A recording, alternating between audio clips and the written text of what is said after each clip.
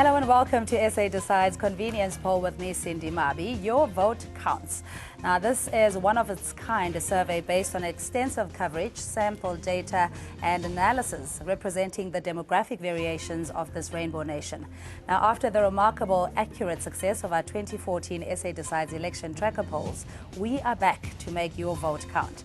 And in episode 2, we get straight down to bread and butter issues. But first, the headlines. Have the standards of service delivery improved over the last 5 years?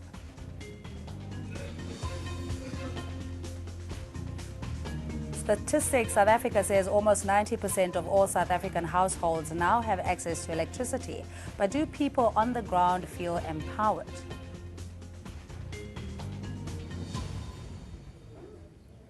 And are there speed bumps on the road to develop, or is it a smooth ride for South Africans?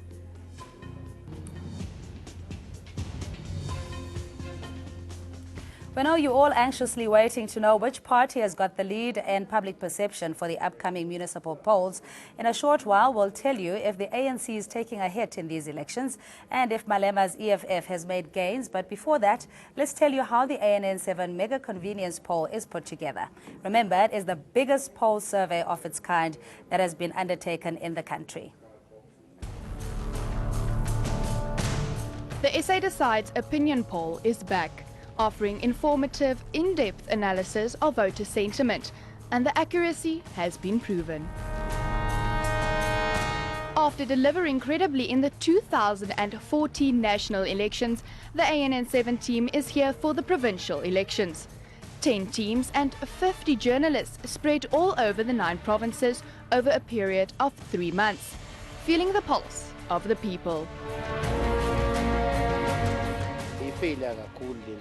This place is too dirty, and as residents we are not happy. There's no water, no toilets, no rubbish disposal. We simply dispose of rubbish in the neighborhood. When we tell the municipality about our woes, they only say each one for himself because we located ourselves. There is no municipality here. Our roofs leak. Nothing is done for us here. Some of us even used to vote. We don't vote anymore. I'm a single mom. I don't have a car. And we've had a period where we didn't have any water for about 3 weeks. And it was extremely difficult for me to try and get water for my house. ANN7's team of data capturers meets people on the ground across municipalities big and small. Questions are asked and results tabulated. Our teams of more than 50 researchers on the ground, reporters, are traveling across the length and breadth of this country to every nook and corner, and they will be covering all the municipalities, remember, all the provinces, and they will be talking to thousands. So all these numbers are going to come over, and we are going to do a lot of projections, a lot of number crunching on what could be the voting idea in different provinces, different municipalities, and all those structures that are going to the poll down the lane. And we are going to do it week after week after week till the polling is over, till we know what the result is. It is now time to deliver the findings, formulating a conclusion based on the results, accurate and stimulating, to give you, the viewer and the voter, an understanding of the larger picture rather than just the facts. Remember, SA Decides gives you a glimpse of the changing fortunes for the major political parties in a fray based on a much larger sample size than that of any other survey in the history of the country. Over 7,400 responses and respondents. And here's a quick recap of the takeaways from episode 1. It's over to my colleague Shante. Indeed, let's have a look at how individuals are likely to vote in the upcoming polls. Of course, overall, more than 2/3 of the population say yes. They're at 64%. The Free State, they're overwhelmingly at 79.4%. And the Western Cape, they're at 58 percentage points there. As we continue, a large number of landless farm workers say they wanted to vote, 88.9%, as well as the general workers, they're at 12.6%. Of course, this is just a recap from last week's results. And also people thinking on whether their vote is going to be making a difference. 47.9% of people think that it will. And finally, we asked our viewers about their standard of living, if they think it has improved in the last 5 years. Well, 43.5% said yes, and 51.8% said they are hopeful that they will see improvements in the next 5 years. Today, we start with arguably the most important questions that play on the mind of a voter when they decide who to vote for. Our service delivery, has there been an improvement in service delivery nationwide, or has it gone down? Let me introduce you to our guests. We have Solim Simanga, his Tshwane, mayoral candidate for the Democratic Alliance. And we have Resitake Khomo, a political analyst, and Fikile Bili, his local government consultant. We had invited Bathabile Dlamini, the ANC Women's League president. She was supposed to join us, but has declined at the 11th hour. Now, here are the key takeaways of the local government has improved in the last 5 years. But, of course, with Statistics South Africa figures reveal that almost 90% of all South African households now have access to electricity. But do people on the ground feel the changes? Let's cross over to Shante for the answers. Yes, Cindy, let's have a look now at the issue of electricity, a very important resource here. Well, many people feel that the quality of electricity supply in the last 5 years has improved or not. Well, 53.1% believe it has improved, 19.2% of people think that it has deteriorated, and 27.7% there, just a quarter, think that it has more or less stayed the same. If we break it down and we have a look at it per provinces or provincially, we can see here that the Eastern Cape overwhelmingly believes that electricity has improved in the past couple of years at 70.4 percentage points there. Limpopo also believing quite sufficiently there that it has improved, 64.7%, and the KZN they're just above the 60 percentage mark there of 61%.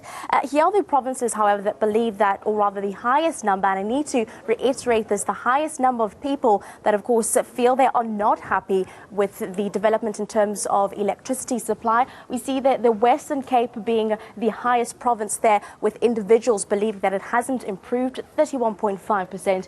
Free State there, 29%, and the Northwest, 25.1% of people saying that electricity hasn't improved enough in the past couple of years, Cindy. And to help us make sense of the data, we're joined here by our panelists.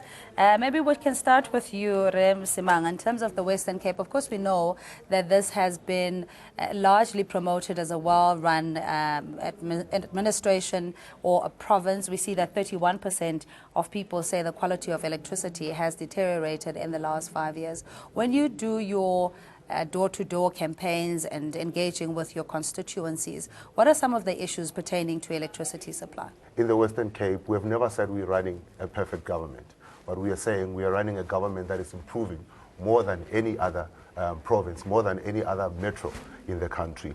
The figures speak for themselves. We give the biggest basket when it comes to free services to the indigent community of the Western Cape. That has already been proven. We continuously improve on the supply of electricity. We continuously improve on the supply of water. Let me give you another stat that perhaps you don't know. A Stats SA says that Pretoria, or Tshwane, has the highest level of people that have to travel more than 200 meters to get to water collection. 111,000 of people versus the Cape Town, which has none, that has to travel more than 200 meters to get to water. As much as we've been able to supply water, we've been able to supply electricity, there's still much more that needs to be done, and we are admitting that that can be done. Yeah, Mr. Bili, I mean, I think no political party can escape the fact that it's impossible to satisfy all the voters or your constituencies 100%. So what we had reflected here is really the top performing municipalities, if you will, based on the responses from the survey that we've conducted, and also the worst perceived municipality when it comes specifically to electricity. So this has been obviously a perennial problem in communities with the aging infrastructure and the inconsistency of electricity. How then does this play into the voters' decision as to who they believe will be able to deliver better quality service in this area? Okay, thank you, Cindy. I don't think the problem of electricity sits with the municipalities. The problem of electricity sits with the communities. They are the ones who are bypassing electricity. They are the ones who are stealing electricity. They are the ones that are not buying electricity. So at the end of the day, it doesn't sit with the municipalities. But I want to correct my learned friend here when he says Western Cape best municipality. The best municipality in the country, currently the metro, is eThekwini. The report and the statistics of service delivery in eThekwini, it's much higher than of the one in Cape Town. So going forward, I strongly believe just because the Auditor General said Western Cape has done well, but when it comes to service delivery, the metro of eThekwini is still number one. Thereafter that comes the city of Johannesburg. All right, I don't want to go into that dialogue with the two of you, but Rekhomo, in terms of the respondents, more than 50% of people said that they have experienced a significant improvement in service delivery in general. Is this something that is fundamentally based on perception or sentiment, or is it the tangible results that people see around them? Well, the way I see it is that what we are hearing and what we are seeing is a qualitative response based on the subjective experience of the people. And relatively speaking, that if you speak to any group of 10 people, you'll always find different answers. It's subjective. But the question is, what are the facts on the ground in terms of a thing like electricity supply? Mm-hmm. There is one interesting element on electricity supply, and that is what we call DSM, demand supply management, or demand side management rather, as it is called in Eskom. And the impact of challenges and difficulties that Eskom had, I think it has got quite a lot on the perception of the state's abilities to supply electricity. That's one, which you cannot always necessarily apportion it on municipalities. The big question, if you look at the city of Johannesburg, for example, you've got the utility that is supply electricity, the city power. They can do nothing if Eskom's capacity to supply Johannesburg is limited due to load shedding and other things. That's why I would like to say that, generally speaking from my side, it's a qualitative response based on the subjective experiences of voters. And that's exactly that. That's why we say this is a convenience poll and confidence that people demonstrate in areas that we have been. And we've given very open-ended questionnaires for them to respond comfortably and within a safe environment without necessarily leading to the questions. But one of the other crucial questions that we did ask was around water supply. And we wanted to know if the country is facing one of the worst droughts in several years, what is the people's perception of municipalities' performances on this front? And it's over to my colleague Shante for the response. Indeed, Cindy, let's have a look at another important resource here, water, and having a look at the amount of people in which they believe it has improved in the past couple of years there. At 35.5% feel it has improved, deteriorated there 25.9% under the 30% mark. And of course, the highest number of people feel that there has been no change, that it's just remained the same there with 38.6%. Let's have a look now at the quality of water supply in the last 5 years and whether it has improved. Well, the Free State thinking that it has improved there with the 57.2%. Gauteng also 43 percentage points there on whether it has improved. And the Northern Cape there, the bottom of this three, 41.6 percentage points, feeling that the quality of water has improved.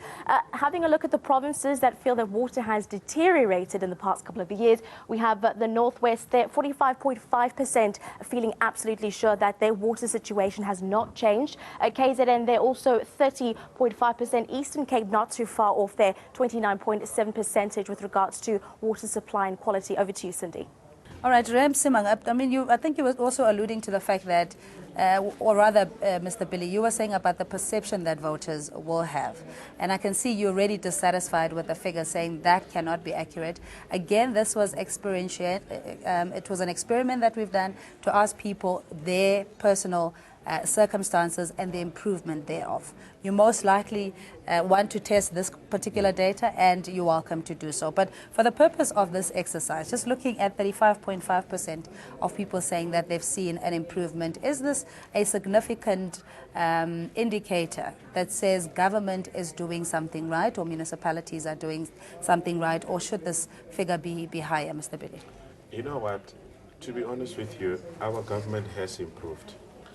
The current ruling party and its local government and at provincial level have done its best to make sure that our people have got clean water, our people have got access to infrastructure, water reticulation and sanitation. They've made it a point that our people have electricity. Now, what our people should be doing, they should be the ones who are using water sparingly. They are the ones who are supposed to use water, electricity safely. But going forward, I strongly believe that the current government will improve the lives of the people, provided our people also play their role by making sure that they save water, they save electricity, and they use electricity wisely. But I strongly believe that provinces like Eastern Cape have come up very strongly. Provinces like KZN and the Free State has improved drastically. It's just that we will never be able to please everybody at the same time. But I strongly believe going forward, these governments will be giving our people even much better services. Yeah. Mr. Msimang, is it fair to look, I mean, ours had to, the variables are specific in the sense we looked at water, electricity, road infrastructure. So it's not service delivery just as a homogeneous group of people as they experience it. And some of them will improve and some people will respond according to their area of need. So when we look at the stats here, in terms of water supply, in the past 5 years, Gauteng at 43.5%, Free State saying 57.2% of people saying that they have experienced improved quality of water, Northern Cape at 41.6%. Of course, the other areas could be in terms of weather factors, be it the drought, be it that there hadn't been adequate administration or management. But what's your reflection just on the quality of water in terms of service delivery? Cindy, I still question how the survey results are being displayed here. Number one, I mean, in the first instance, I asked why Gauteng was excluded. And now I'm asking why you're excluding this time again. You know, you're not showing a broader picture of what is happening. That is a concern, you know. But be that as it may, let me answer one question here. Tshwane alone loses 40% of its water, 40% of its water due to unaccounted, they call it theft, they call it unforeseen losses and things like that. Because infrastructure is aging, it's not maintained, number one. So there's leakages all over. Two, the dams that are there are actually not adequately kept. So if you start then to say, when you're looking at infrastructure maintenance and development, especially when it comes to resources like water, that should be receiving a very much high, what you would call attention. It's not receiving that. And again, in Johannesburg, the same thing has happened. We've seen the problems of rainwater in the past few months, the supply thereof, and water losses that have been reported.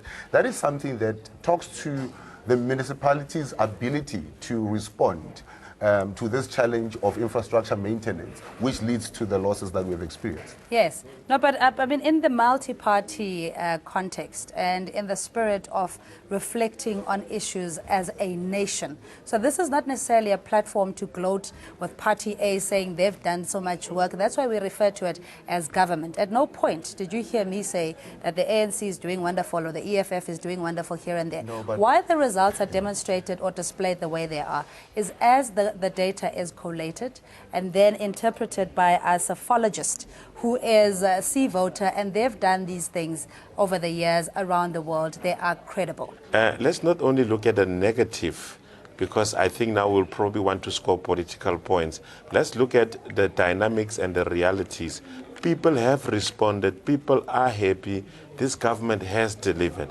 I mean, currently, you can't be saying if you are in the back seat, then you want to tell the driver of the front seat how to drive. The driver has driven, you know. At the end of the day, they have reached their destination. You know, this government, when you look at the survey, my learned friend here says the infrastructure is aging. Who left it aging? Before this government could take over, the Nationalist Party, you know, did not put infrastructure in villages and townships. Now the backlog was facing the current government, of which they have speeded up you know, with the limited resources that are there, because even our people don't pay for services.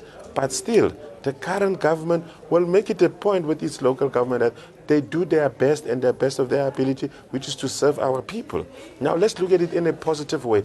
If experts who are internationally recognized can see that this government has improved, who are we to say no, it's a zero? At the end of the day, even the same Tshwane, you look at the infrastructure, it's not good in the township, but in the suburbs it's good. What does it tell you? The previous leadership that were there before the current government were only focusing on the so-called suburbs. You understand me? And they left the infrastructure because we had a lot of black people in small areas staying. So the infrastructure could not be efficient even to supply the entire Mamelodi or Soshanguve. So, but at the end of the day, the current municipality, the same one that has problems, which is Tshwane, has delivered quite a lot of, you look at Atteridgeville today, they don't have potholes, you know. You look at Mamelodi, they've got well-tarred roads. It shows you that there was progress made, but not 100%. Yeah, I think I agree with that. Let me also say that we should also look at the issues of service delivery within the context of urbanization, which is actually the increase thereof has put a lot of pressure on the resources that we have in terms of urban planning, spatial planning, etc., etc. And that is a very, very important thing in terms of the people's attraction to cities and the push factors from the poverty situation in rural areas to say that go there in Johannesburg, go there in Western Cape, etc. That is a very, very important that it is. The survey itself, even if it did not specifically say what are the reasons, urbanization and the pressure thereof is very, very important factor. All right, I just quickly have to take another sample question and to hasten to say that we did invite the ANC Women's League President Bathabile Dlamini to respond on the behalf of the party with regards to the data, but of course she dropped us at the 11th hour. But moving on to another question we posed to you, a crucial factor is of course health care, and expensive, inaccessible health facilities affect most South Africans. How do people feel about health infrastructure in the country? My colleague Shante has the answers.